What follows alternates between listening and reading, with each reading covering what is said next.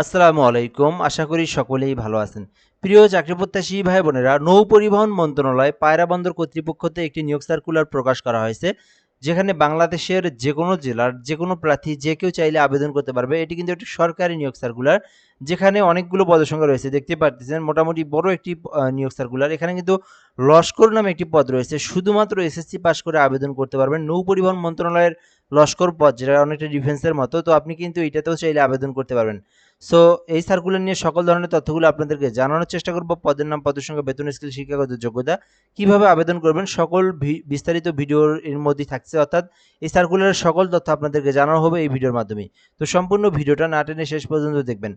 তো শুরু করার আগে একটা বিষয় বলে রাখি আপনাদেরকে, যারা আমাদের এই ইউটিউব চ্যানেলে নতুন দেখতেছেন ভিডিওটা, অবশ্যই চ্যানেলটি সাবস্ক্রাইব করে রাখবেন। আর আমাদের ফেসবুক পেজে যারা ভিডিওটা দেখতেছেন, জব প্লাস বিডি, অবশ্যই পেজটি ফলো দিয়ে রাখবেন। আমরা বাংলাদেশের সরকারি সকল নিয়োগ সার্কুলারগুলো এখানে আপলোড দিয়ে থাকি। তো যে যেখান থেকে দেখতেছেন, অবশ্যই আপনি আমাদের সঙ্গে যুক্ত থাকবেন। নৌ পরিবহন মন্ত্রণালয় পায়রা বন্দর কর্তৃপক্ষ, যেখানে বলা হয়েছে পায়রা বন্দর কর্তৃপক্ষের রাজস্ব খাতে অস্থায়ীভাবে নিম্নলিখিত পদসমূহে সরাসরি নিয়োগের নিমিত্তে বাংলাদেশের প্রকৃত নাগরিকেরা আবেদনের জন্য আহ্বান করা যাচ্ছে। অর্থাৎ এটা সরকারি স্থায়ী রাজস্ব খাত ব্যক্তি নিয়োগ সার্কুলার। বাংলাদেশের যে কেউ আবেদন করতে পারবে এবং অনলাইনের মাধ্যমে তাকে আবেদন করতে হবে। তো এখানে বেশ কিছু পদ রয়েছে। প্রথম পদের নাম পাইলট, যেখানে 4টি পদ রয়েছে। 35 বছর পর্যন্ত আবেদন করতে পারবেন। তো এই ক্ষেত্রে আপনার শিক্ষাগত যোগ্যতা, অভিজ্ঞতা চাওয়া হয়েছে। মাস্টার্স, এফজি এবং একম শ্রেণীর ডেক কম্পিটেন্সি সার্টিফিকেট যাদের রয়েছে তারা আবেদন করতে পারবে। এবং এখানে কিন্তু যে কোনো একটি জাহাজে, বিদেশগামী যে কোনো জাহাজে মিনিমাম 8 বছরের চাকরির অভিজ্ঞতা থাকলে আপনি পাইলট পদে আবেদন করতে পারবেন। যেখানে কিন্তু আপনার 35,000 থেকে 67,010 টাকা আপনার বেতন হবে। তো চাইলে আবেদন করতে পারেন যারা জাহাজে মিনিমাম 8 বছরের কর্মরত রয়েছেন, এমন যাদের অভিজ্ঞতা রয়েছে। 2 নম্বর পদের নাম সহকারী প্রকৌশলী বিদ্যুৎ, যেখানে একটি পদ রয়েছে। যেখানে বলা হয়েছে ইলেকট্রিক্যাল অথবা ইলেকট্রনিক্স প্রকৌশল নিয়ে যারা অনার্স পাস করেছেন অথবা ডিগ্রি পাস করেছেন, সহকারী প্রকৌশলী বিদ্যুতে আবেদন করতে পারবেন। সহকারী প্রকৌশলী যান্ত্রিকে একটি পদ রয়েছে। যেখানে বলা হয়েছে যারা যান্ত্রিক প্রকৌশল নিয়ে যারা অনার্স পাস করেছেন অথবা ডিগ্রি পাস করেছেন, যান্ত্রিক প্রকৌশলীতে আপনারা আবেদন করতে পারবেন। সহকারী পরিচালক সমন্বয় নিয়োগ দেওয়া হবে একটি পদে। যেখানে বলা হয়েছে কোনো স্বীকৃতি বিশ্ববিদ্যালয় হইতে একম শ্রেণী বা সমমানের সিজিপিএ সহ স্নাতকর, অর্থাৎ যারা একম শ্রেণীর মাস্টার্স করছেন, অর্থাৎ যাদের হচ্ছে রেজাল্টটা একম গ্রেডের, একম বিভাগে, বা আমরা যেটাকে বলি ফার্স্ট ডিভিশনের রেজাল্ট। অর্থাৎ সহকারী পরিচালকে আবেদন করতে আপনাকে মাস্টার্স পাস করতে হবে এবং আপনার রেজাল্ট থাকতে হবে ফার্স্ট ডিভিশন, তাহলে আবেদন করতে পারবেন। এছাড়াও এখানে বলা হয়েছে সহকারী ড্রেজিং মাস্টার, যেখানে 35 বছর পর্যন্ত আবেদন করতে পারবেন। তৃতীয় শ্রেণীর ডিপিডি, ডিপার্টমেন্ট অফ ট্রান্সপোর্ট সার্টিফিকেট থাকতে হবে। তো যাদের তৃতীয় শ্রেণীর সার্টিফিকেট রয়েছে ডিপার্টমেন্ট অফ ট্রান্সপোর্ট, তারা কিন্তু সহকারী ড্রেজিং মাস্টারে আবেদন করতে পারবেন। এছাড়াও কিন্তু ইনল্যান্ড মাস্টার রয়েছে, যেখানে 45 বছর পর্যন্ত আবেদন করতে পারবেন, একটি পদ রয়েছে। বলা হয়েছে কোনো স্বীকৃতি বোর্ড হইতে মাধ্যমিক স্কুল সার্টিফিকেট, অর্থাৎ এসএসসি পাস থাকতে হবে। যারা শুধুমাত্র এসএসসি পাস করেছেন এবং যাদের ইনল্যান্ড মাস্টার সার্টিফিকেট রয়েছে, মিনিমাম 2 বছরের চাকরির অভিজ্ঞতা রয়েছে, ইনল্যান্ড মাস্টারে আবেদন করতে পারবেন। এরপরে রয়েছে অফিস সহকারী কাম কম্পিউটার মুদ্রাক্ষরিক, যেখানে 3টি পদ রয়েছে। এখানে শিক্ষাগত যোগ্যতা চাওয়া হয়েছে উচ্চ মাধ্যমিক, অর্থাৎ এইচএসসি পাস। যারা শুধুমাত্র এইচএসসি পাস করেছেন এবং যাদের কম্পিউটার সম্পর্কে বেসিক নলেজ রয়েছে, ধারণা রয়েছে, অফিস সহকারী কাম কম্পিউটার মুদ্রাক্ষরিকে আবেদন করতে পারবেন।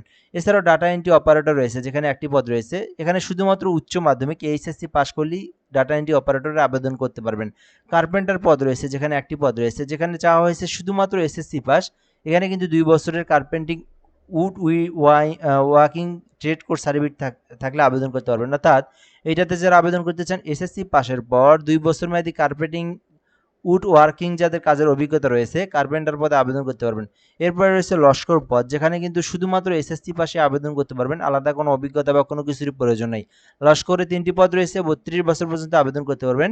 শুধুমাত্র এসএসসি পাস করেছেন তাহলে আপনি লস্কর পদে আবেদন করতে পারবেন, যেখানে বাংলাদেশের যে কেউ আবেদন করতে পারবে। এছাড়াও কিন্তু নিরাপত্তা রক্ষী রয়েছে, যেখানে 4টি পদ রয়েছে।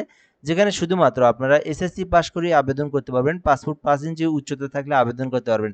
পরিচ্ছন্নতা কর্মী রয়েছে একটি পদ, যেখানে শুধুমাত্র অষ্টম শ্রেণী থাকলে আপনি পরিচ্ছন্নতা কর্মী পদে আবেদন করতে পারবেন। তো এই বিশাল নিয়োগ সার্কুলারে আপনার শিক্ষাগত যোগ্যতা অনুযায়ী আপনি যে পদে চান আবেদন করতে পারবেন। আবেদন করতে বয়স কিন্তু 18 হতে 32 বছর এবং অন্যান্য পদের যেগুলোতে বয়স উল্লেখ করে দেওয়া রয়েছে, অভিজ্ঞতা সহ যেগুলোতে পদের সংখ্যা রয়েছে, আপনারা সেই অভিজ্ঞতা অনুযায়ী আবেদন করবেন। সেই বয়স কিন্তু অনুযায়ী আবেদন করতে পারবেন। এখন বিষয় হচ্ছে কিভাবে আবেদন করবেন এবং আবেদনের সময় শুরুর যেটা এবং সময় এবং শেষ যেটা। তো খুবই গুরুত্বপূর্ণ বিষয় হচ্ছে আবেদনটা কিন্তু 20 মে পর্যন্ত চলমান থাকবে। অর্থাৎ এই যে রানিং যে মাস চলতেছে মে মাস, এই মে মাসের 20 তারিখ পর্যন্ত করতে পারবেন। 20 মে পর্যন্ত আবেদনের সময় রয়েছে। এর মধ্যে আবেদন করতে পারবেন। বর্তমানে আবেদনটা চলমান রয়েছে। এখন বিষয় হচ্ছে কিভাবে আবেদন করবেন, আবেদনের প্রসেসটা কি? তো যারা নিজেরা আবেদন করতে পারেন, যাদের নিজেদের ল্যাপটপ, কম্পিউটার, পিসি রয়েছে, ppa-teletalk.com.bd এই লিঙ্কে প্রবেশ করে আবেদন করবেন। ppa-teletalk.com.bd লিঙ্কে প্রবেশ করলে আবেদনের ফর্ম পেয়ে যাবেন। ওখান থেকে আপনার সকল তথ্য দিয়ে আপনার আবেদনটা সম্পূর্ণ করতে হবে। এবং এখানে কিন্তু এখানে যে বিষয়টা দেওয়া রয়েছে, আবেদনের জন্য একটা ছবি এবং স্বাক্ষর লাগবে, যেটা কিন্তু 300x300 পিক্সেলের ছবি, যেটা ফটোশপের মাধ্যমে সাইজ অনুযায়ী আপনাকে ক্রপ করে কেটে নিয়ে আবেদন করতে হবে। এবং স্বাক্ষর যেটা 300x80 পিক্সেলের, এটাও কিন্তু আপনাকে ফটোশপের মাধ্যমে এই সাইজ অনুযায়ী কিন্তু নিয়ে আপনাকে আপলোড দিয়ে আবেদনটা করতে হবে।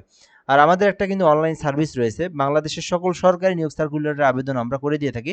তো যারা ঘরে বসে থেকে একদম নির্ভুলভাবে যে কোনো সরকারি চাকরির আবেদন করে নিতে চান, আপনারা এই হোয়াটসঅ্যাপ নাম্বারে যোগাযোগ করতে পারেন। আমরা আবেদন করে দিয়ে অ্যাপ্লিকেশন কপির পিডিএফটা কিন্তু সঙ্গে সঙ্গে পাঠায় দেয়, একদম নির্ভুলভাবে আবেদন করে দেয়। তো চাইলে যোগাযোগ করতে পারেন আপনি যে কোনো নিয়োগ সার্কুলারের আবেদনের জন্য। তারপরে বিষয় হচ্ছে আপনারা যখন আবেদন নিজেরা করবেন, নিজেরা আবেদন করার পরে কি করবেন, সরকারি ফি জমা দিতে হবে।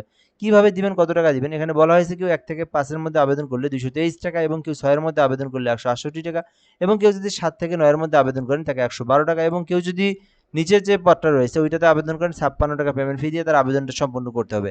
এবং ফি দেওয়ার প্রসেসটা হচ্ছে, প্রথমে এসএমএসে পিপিই লিখবেন, লিখে ইউজার আইডি লিখবেন, দেন 16322 নাম্বার সেন্ড করে দেবেন। পরবর্তীতে পিন নাম্বার দিয়ে এই নাম্বারে সেন্ড করে দিলে আপনার আবেদনের পেমেন্টটা কিন্তু সম্পূর্ণ হয়ে যাবে। তো আশা করি আপনারা সকল বিষয়গুলো বুঝতে পেরেছেন এই নিয়োগ সার্কুলারে। তো যারা আবেদন করতে চান, আবেদনটা চলমান রয়েছে। এটা হচ্ছে নৌবহন মন্ত্রণালয়ের একটি নিয়োগ সার্কুলার, যেটা কিন্তু পায়রা বন্দর কর্তৃপক্ষ নিয়োগ সার্কুলার। তো এই সার্কুলার নিয়ে আরও কোনো কিছু জানার থাকলে আপনি কমেন্টে বলতে পারেন, আমরা রিপ্লাই দিয়ে জানিয়ে দেবো ইনশাল্লাহ। তো ভালো থাকবেন, আসসালামু আলাইকুম।